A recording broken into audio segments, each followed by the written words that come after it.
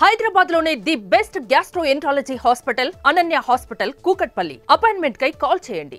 So Hitler ఇప్పటికి ఇంట్లో ఇప్పుడు వేసినప్పుడు కూడా ఫ్యామిలీ అంతా కూర్చొని చూస్తారు అనమాట. వారానికి ఒకసారి కాదండి, వారానికి ఒకసారి హిట్లర్, వారానికి ఒకసారి కలిసి ఉందనరా, వారానికి ఒకసారి జయం మనదేరా టెలికా ఇదవుతూనే ఉంటుంది. అట్లా ఉండబట్టే మిమ్మల్ని మర్చిపోలేదు.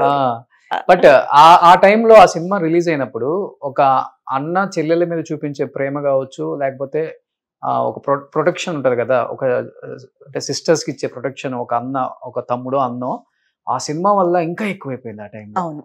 ఎలా ఉండేది చిరంజీవి గారు అండ్ 5 సిస్టర్స్ అంటే మీ బాండింగ్ ఎలా ఉండేది సెట్ లో? ఇప్పటి వరకు మర్చిపోలేని ఒక మూమెంట్స్ అవి, ప్రతి రోజు మూమెంట్. అందులో ఫస్ట్ సినిమాలోకి వచ్చిన డేస్ అది. మనకి అంత పెద్ద ఆర్టిస్టులతో వర్క్ చేస్తామని ఒక కళ లేదు, అంటే అన్ని ఒక లక్గానే వచ్చింది మనకి. టోటల్గా ఇక్కడ ఉండే దాని వల్ల వాళ్ళు ఇక్కడే వెతికారు 5గురిని. అప్పుడు సినిమా ఇక్కడే ఉండేదేమో. ఎడిటర్ మోహన్ గారు ప్రొడ్యూసర్ కాబట్టి 5 చెల్లెల్ని ఇక్కడే చూశారు. 5 చెల్లెల్ని ఫస్ట్ అశ్విని, తర్వాత మోహిని, తర్వాత గాయత్రి, తర్వాత పద్మశ్రీ, తర్వాత నేను. ఓకే.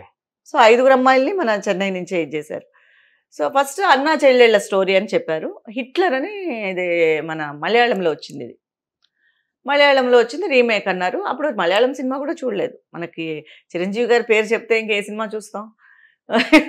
సో తను మా కజిన్ వచ్చి తనే చేస్తుందని చెప్పేసి యాక్సెప్ట్ చేసి ఫస్ట్ వెళ్ళాము.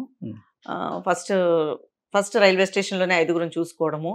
5 అది ఒక దగ్గర ఒక 55 డేస్ వర్క్ చేసాం టోటల్గా. వర్క్ చేసినప్పుడు మెగాస్టార్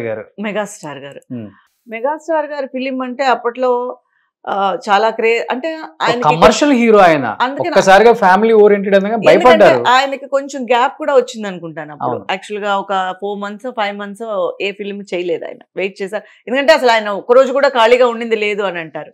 సో అప్పుడు ఆయన తీసుకున్న నిర్ణయం హిట్లర్ అని అంటారు అందరూ, అప్పుడు అనేవారు.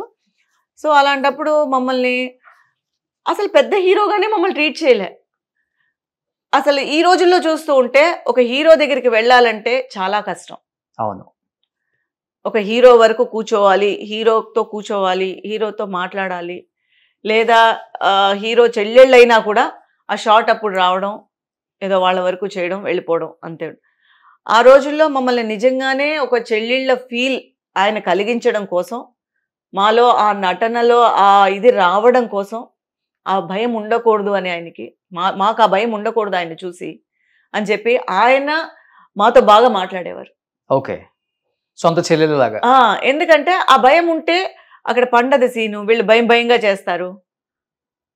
సో అలా కాకుండా ఆయన పొద్దున్నే వచ్చి తిన్నావా అని అడగడం, మామూలుగా జోక్స్ వేసుకొని రావడం, బ్రహ్మానందం గారి సెట్కి రావడం, నవ్వుకోవడం, ఇవన్నీ ఏంటంటే ఆ వాతావరణాన్ని ఎక్కడా ఒక భయంగా ఉండే భయంగా కూర్చోవడం, షార్ట్కి వెళ్ళడం అలా కాకుండా ఫ్రీగా, అందులో తెలుగు తెలిసిన అమ్మాయి నేను ఒక్కదాన్నే ఉండేదాన్ని. ఓకే. నాకు విజువల్గానే కొంచెం తెలుగు బాగా అర్థం అవుతుంది కాబట్టి వాళ్ళు వేసే ప్రతి జోక్కి ఎక్కువ నవ్వుకుంటూ ఉండేదాన్ని. అంటే నాకు హ్యాపీగా ఉండేది, అర్థం అవుతుంది. వీళ్ళందరికీ కొంచెం అర్థం అయ్యేది కాదు. వీళ్ళు కొంచెం నేను ఎక్కువ ఇన్వాల్వ్ అయిపోయేదాన్ని, నాకు చాలా హ్యాపీగా ఉండేది. ఓకే. సో ఆయన కూడా అందరూ కలిసి భోజనం చేయడం చాలా గొప్ప విషయం. మొత్తం ఆయనకు వచ్చేది అంత ప్రొడక్షన్, అందరూ పెద్ద ఆర్టిస్టులు ఇండ్ల నుంచి వచ్చేది, అందరూ ఒకే చోట కూర్చునేవాళ్ళం కొన్ని రోజులు. ఎక్కడో కానీ కొన్ని లొకేషన్స్ లో అయితే ఒకటిగా కూర్చునేవాళ్ళు. ఓకే.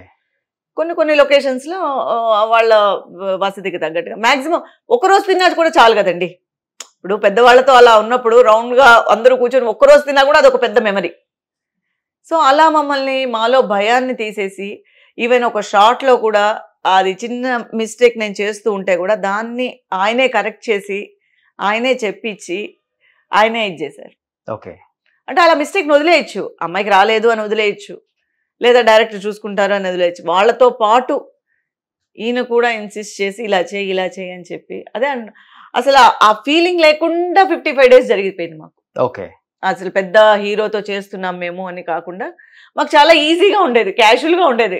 అలా ఉండబట్టే సినిమా అలా పండింది అది థియేటర్ లో. అది నేను అనేది. ఎందుకంటే లేకపోతే మేము భయంగా చేసి ఉంటే మేబీ అంత ఒకే ఫ్రేమ్ లో నుంచున్నా కూడా అందులో కూడా ఏదో ఒకటి చేయాలి కదా. మేమేం పెద్ద పెద్ద డైలాగులు చెప్పక్కర్లేదు, కానీ ఆ ఫ్రీగా ఉండాలి కదా.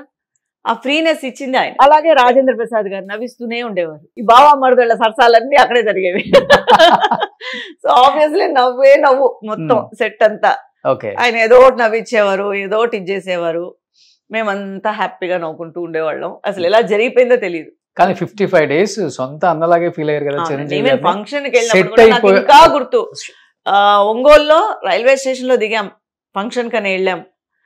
ఆయన మమ్మల్ని ప్రొటెక్ట్ చేశారు. అంటే వీళ్ళు అలా వెళ్ళిపోతే వాళ్ళకి ప్రొటెక్షన్ ఉండదు అని చెప్పి, ఇలా ఇక్కడికి రండి, ఇలా దగ్గరికి రండి, ఎక్కడికి ఎలా వెళ్ళకండి, ఇలా వెళ్ళకండి అని ఆయన పక్కనే మమ్మల్ని పెట్టుకునేవారు. ఎందుకంటే మేము అలా వెళ్ళిపోతే ఎవరో ఒకళ్ళు కవర్ అయిపోతారు, మళ్ళీ వాళ్ళకి ప్రొటెక్షన్ ఉండదు అని ఆయన ఎక్కడైతే ఉన్నారో మమ్మల్ని కూడా చుట్టూ పెట్టుకునేవారు. సూపర్. మళ్ళీ అలాగే ట్రైన్ లో కూడా ఒకటిగా వెళ్ళాం ఫంక్షన్స్ కంతా. సో అందరితో ఫ్యామిలీ మెంబర్స్ తో మాట్లాడడం కానీ అంతా అదే చెప్తున్నాను కదా, ఒక ఫ్యామిలీగానే జరిగింది. చరణ్ గారు ఎంత ఉంటారు? చాలా అప్పుడు చరణ్ గారిని చూడలేదు. అప్పుడు పవన్ కళ్యాణ్ గారు ఎంట్రీ, ఇక్కడ అమ్మాయి అక్కడ అబ్బాయి. మేము ఫస్ట్ ప్రివ్యూ చూసింది మేమే. ఎందుకంటే హిట్లర్ జరుగుతున్నప్పుడే అది కరెక్ట్ గా రెడీ అయింది. మమ్మల్ని అందరినీ ప్రివ్యూకి తీసుకెళ్లారు చిరంజీవి గారు. వాళ్ళంతా ఫస్ట్ సినిమా అంటే చాలా మంది వెళ్ళారు, దాంట్లో మేము వెళ్ళాం, రివ్యూకి వెళ్ళాము. హిట్లర్ ప్రివ్యూ జరిగినప్పుడు ఫస్ట్ ప్రివ్యూ చూసింది హిట్లర్. మా కోసము చిరంజీవి గారి కోసము మా కోసమనే వేశారు. సూపర్. సో ఆయన కోసం వేసిన దానికి మమ్మల్ని పిలవడం అనేది గొప్ప విషయం. కానీ అన్ని రోజులు 55 days యాజ్ ఎ బ్రదర్ గా మీరు ఆయన్ని ఫీల్ అయ్యి గుమ్మడికాయ కొట్టేసి హిట్లర్ అయిపోయింది అనగానే బాగా ఎమోషనల్ అయిపోయి ఉంటారు. ఇంకా అంటే దాని ఎఫెక్ట్ అప్పుడు తెలియకపోయినా మనం ఎప్పుడైనా వెళ్ళొచ్చు అని అనుకునేదాన్ని. ఆయన అన్నయ్యే కదా, ఎప్పుడైనా మనకి ఎంట్రీ ఉంటుంది అనుకునేదాన్ని.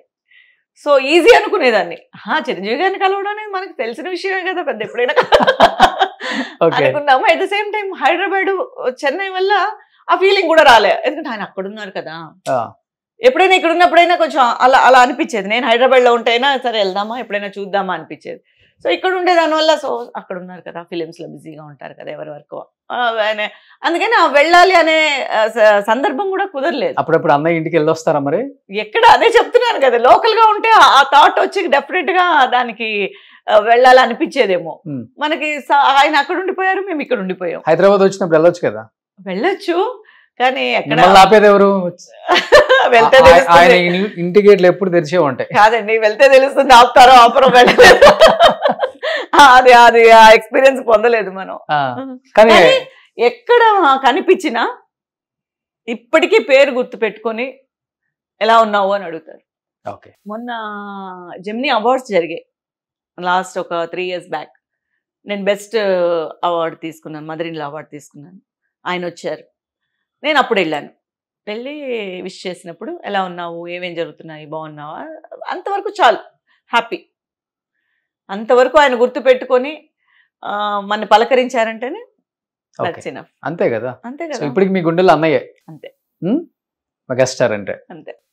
మళ్ళీ అవకాశం వస్తే మళ్ళీ కలిసి యాక్ట్ చేసే ఈసారి అసలు పూర్తిగా వినియోగించుకోవాలి, యాక్చువల్గా సద్వినియోగించుకోవాలి. అప్పుడు వాల్యూ అంటే చిన్నతనం కాబట్టి తెలియలేదు, ఇప్పుడు నిజంగానే ఒక చిన్న రోల్ వచ్చినా చాలు. అంతే కదా. డెఫినెట్ గా గుర్తు పెట్టుకొని పిలుస్తారు. ఇన్ కేసు ఎక్కడన్నా షార్ట్ రీల్ మీరు వచ్చిందంటే పిలిస్తే అదృష్టవంతులమే. ఓకే.